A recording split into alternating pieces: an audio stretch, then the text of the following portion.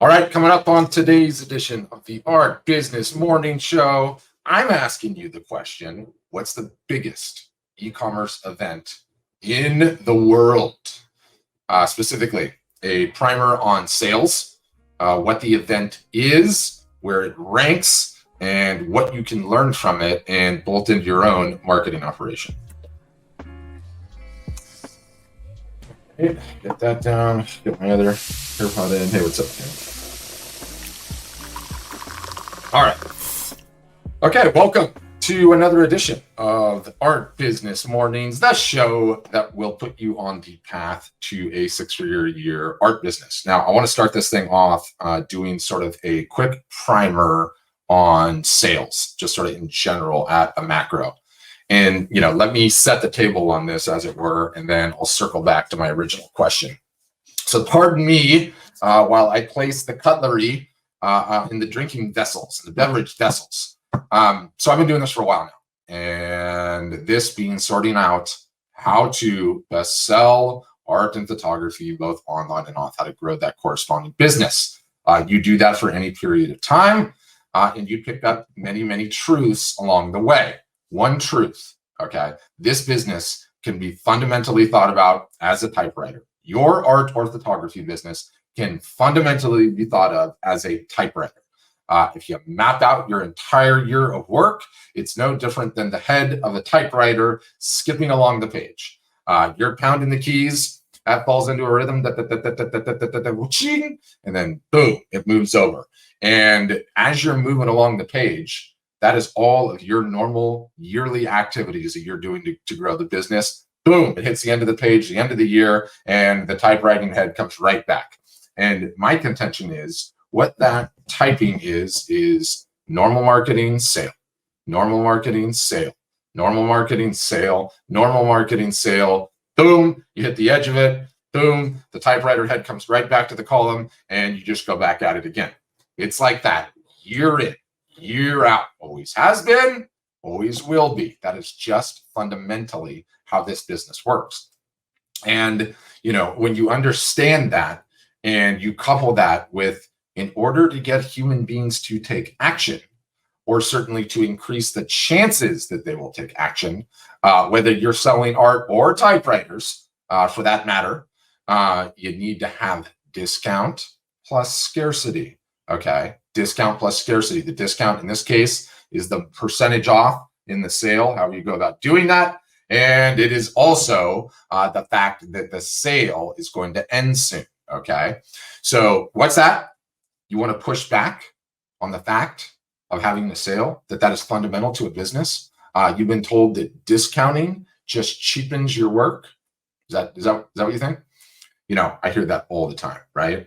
And earlier in my career, when I heard this often cited response, I responded differently than I did today. When I explain that fundamentally this business is about running sales, and a person says, sales, discounting my work, I've been told that cheapens my work, and that's just not something that I would do. So, I've heard this a million times. And again, early on in my career of doing this, I would have responded differently than I do today.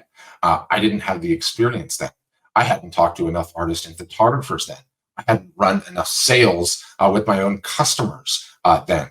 I was objective to the fact that those words might just hold merit, okay? I still am in some cases. But most importantly, though, I didn't have access to the data that I do today. Behind every opinion now, in contrast to then, lies actual sales figures, okay? Those figures paint a pretty clear picture to me. It was before, you're new and you're coming up in this industry, and there's a bunch of established people and they're making claims, i.e., don't ever discount, it cheapens the work. And you're like, well, look, on the outside, that might be a successful artist. The times of a change now. With going on 5,800 customers, if somebody says something like that, I immediately go and look in their back end and see what they've sold. I see what they sold for their lifetime. I've seen what they sold in the last month. And I quote, in religion and politics, people's beliefs and convictions are in almost every case gotten at secondhand and without examination from authorities who have not themselves examined the questions at issue, but have taken them secondhand from other non-examiners whose opinions about them were not worth a brass farthing, end quote. Now, I'm making one slight alteration to that Mark Twain quote in religion, politics, and selling art. Early I alluded to the numbers based on opinions. The numbers behind this opinion, discounting my art cheapens my work 9 out of 10 times, and 99 out of 100 times. If I look at the data behind those positions, behind those opinions, i.e. the person that has that opinion, how much have they sold? They barely even sold a brass farthing or two, okay? I have seen conclusively that the people that hold that opinion near and dear to their heart are the ones that are selling the least amount of art, the least amount of photography, okay? I often cite the only 2 brands I am aware of that don't discount, and it's Tiffany's and Louis Vuitton. Don't know of any others. I also cite, especially now that I've been through this the firsthand, the minute the price of a piece of artwork exceeds $10,000, i.e. you are starting to target the HNWs, the high net worth individuals, that is when the real discounting starts. High net worth individuals, aside from those in the inheritance business, did not become high net worth individuals as a result of paying retail, okay? As a result of paying retail. They negotiate like crazy. So it doesn't matter whether you're on the small scale or you're at the very, very top of the chain or anywhere in between. Everyone is discounting, okay? It's not cheapening anyone's art. Whoever came up with that opinion first, I don't know where that generated, but my guess is it was from gallery owners that didn't want artists selling in the first place. So, okay, it does not cheapen your art. That is nonsense. Back to our typewriter. Normal marketing, sale. Normal marketing, sale. Normal marketing, sale. Okay, that's the case. What are the sales? We all know about the meat and potato sales, right? Mother's Day, Father's Day, Black Friday, Cyber Monday, Christmas. You're a nature photographer and you're having a sale for Earth Day, right? We all know about those. Everybody knows about those sales. Everybody has those things on their calendar, right? We're all running those sales, aren't we? Oh, Patrick, discounting is going to cheapen. Don't even get me started with that nonsense, okay? In the last episode that I recorded on this show, I talked about this notion of the collector list, okay? And I'm really hot on this thing. I'm mega hot on this topic right now. Also in that episode, I talked about this notion of how would you value an art business? If I was to buy your art or photography business from you today, how would we come up with some sort of equation that values the business, that puts a price on it such that, I could buy it from? And without getting into the weeds on that particular topic, let me tell you where the genesis of all of this is coming from. As a business, Art Storefronts, okay? We are running a ton of live art shows right now for customers. We run the show. Afterwards, we compile the data. We look at their sales year to date before the show. We look at the number, of leads that they have, the number of Facebook followers, the number of Instagram followers, and then what the results were for the live show in terms of sales. Total sales value plus AOV, average order value, of each of the pieces, okay? When you have the benefit of a lot of data to compare and contrast, things just get super interesting. Now, I remain hot on the topic of the collector list, but there is another variable, okay, in the art business valuation equation that is super interesting. And it's not what you think it is either. No, it's not the sales year to date. Those are important. It's not the sales year to date. It's not the leads, by which I mean emails on the prospective artist or photographers list. It's not the Facebook followers. It's not the Instagram followers, okay? Nope. I have seen the results that truly boggle the mind in those data points. I see such a wide variance between the results of the live art show, their Facebook fans, their Instagram fans, their email list. Sometimes people that don't have a lot are selling way more. Sometimes people that have an outrageous amount are not selling much at all. And so that part is just crazy. And you see that enough times, and statistically, you're like, what the heck is going on? Because what am I looking for at the end of the day?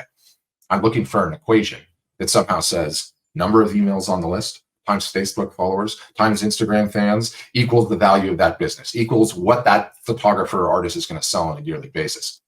What's interesting though, okay, when you look at this whole thing, is the most important metric, okay, that I'm finding in addition to the collector list and how well that thing is taken care of, okay, the most important metric that is going to be predictive of what that particular business is going to do in a year, it's the number of sales run a year.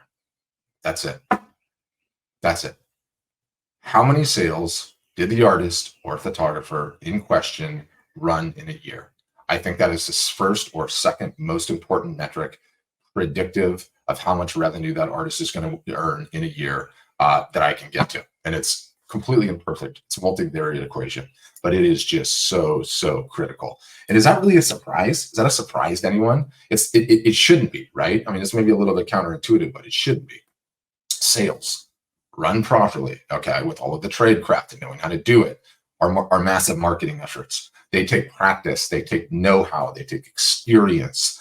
In a word, they're just marketing. And what do we know about all artists and photographers? Number one, you suck at marketing. Number two, you don't ever do it consistently, right? You don't ever do it consistently, and you don't do enough of it. So what's awesome about that is there's such a tremendous opportunity in just getting people to run more of them. Okay, no matter how good you are, no matter what your subject matter material is, or you're an artist, you're a photographer, where you are in this country or others, if you just ran more of them, it would make a huge impact. And when you study, okay, GMV stands for gross merchandise value. And for a company that hosts artists and photographers' websites and businesses, GMV is essentially the sum total of everything our customers sell on their website. Okay, we study this very closely. We study this all the time, right? And when you do that, oh boy, does it become clear. We have a 365-day-a-year calendar. It advises our customers what to do. Shocker here, but I see a huge customer-wide spike in GMV every time we have our customers run a sale. Regular marketing, sale. Regular marketing, sale. Regular marketing, sale. It's just that important, right? It's just that important. So, okay, you're tracking with me. We have our meat and potatoes sales days. Great, the ones that we all run.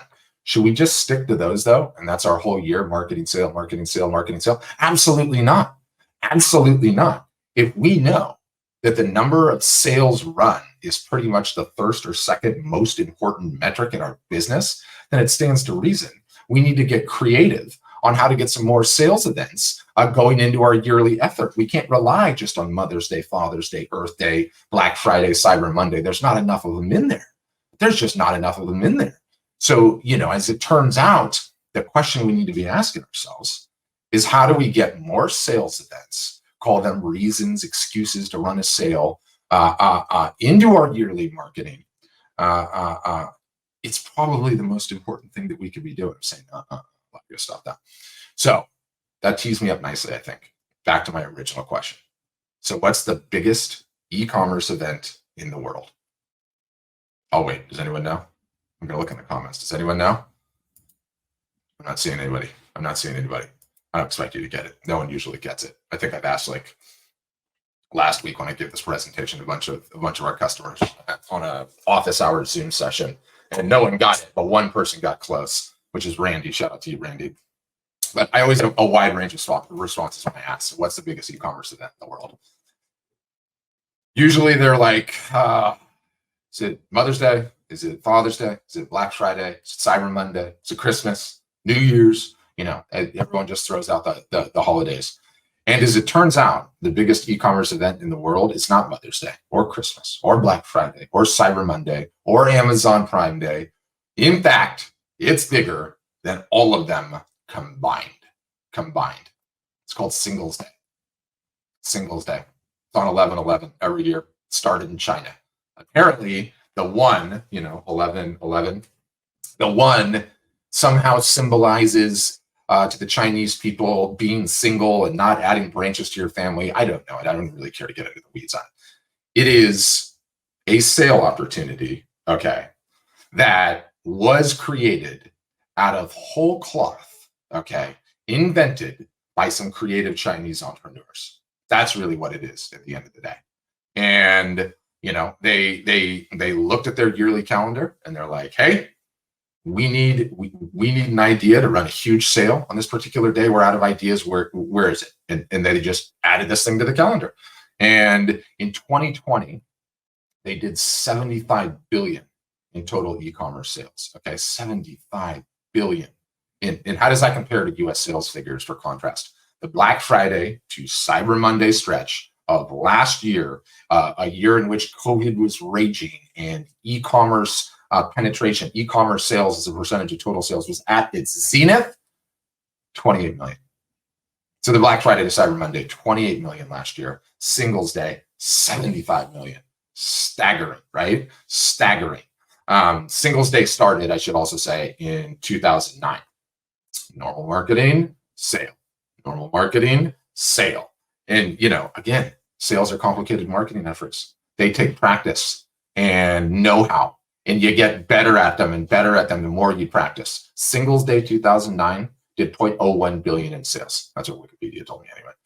75 billion in 2020. So regardless of where those numbers actually fall, there's a pretty significant swing, on how much better the Chinese have gotten on this. Now, my favorite part of this story, okay, what is China notoriously famous for? Stealing American ideas, intellectual property of all kinds, industrial designs, military and aircraft tech, and on and on and on. In this particular case, we actually got one, we got one back on them, which is fantastic.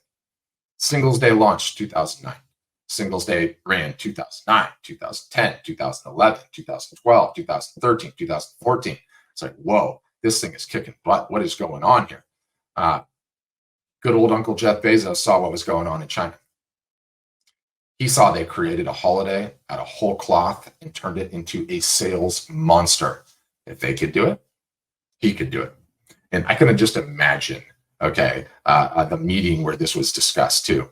Man, China's eating our lunch with this Singles Day strategy. You see the results these guys are getting? What a genius move. I have an idea. Oh yeah? Oh yeah? What is it? What is it? Let's copy it. Wonderful idea. Better still, we have an excuse we can use. So in 2015, which as it turns out was the 20th year of Amazon's founding, they're like, perfect. We have an excuse to create our own holiday out of whole cloth. You know what we're going to call it? Yeah, what do you want to call it? Let's call it Prime Day. Let's call it Prime Day. And 6 years later, okay, 6 years later, what did Prime Day do? In 2015, it started. So last year was the 6 years ran. And what were the figures on it? I had it in my notes somewhere. 10.4 billion in Prime Day. And that was last year. And I know what you're saying. I know where you're going with this. Okay, great, Patrick, wonderful. Why are you telling me all of this? You ever see Jaws? You saw Jaws. Everybody's seen Jaws. The scene where the town police officer is in the back of the boat, they're looking for the shark, and he's scooping fish guts into the water, lit heater in his mouth, screaming at the other guy, you want to come do this? That's called chum, right? And it's meant to put blood in the water, which, as it turns out, is catnip for sharks. It brings them from miles around to get to the surface so that they can be caught. What do we know about boats? I'm all over the place on this one. I love it. What do we know about boats? The happiest day in a boat owner's life is the day that he buys the boat and the day that he sells the boat. Boats are expensive generally. They break all the time normally, and they require constant maintenance, hence the saying. And one good saying deserves another. Best way to approach boating in general, have a friend that owns one, okay? Have a friend that owns one. Okay, so let's put it together. You have a friend who we're going to call Uncle Jeff Bezos that has a boat, okay?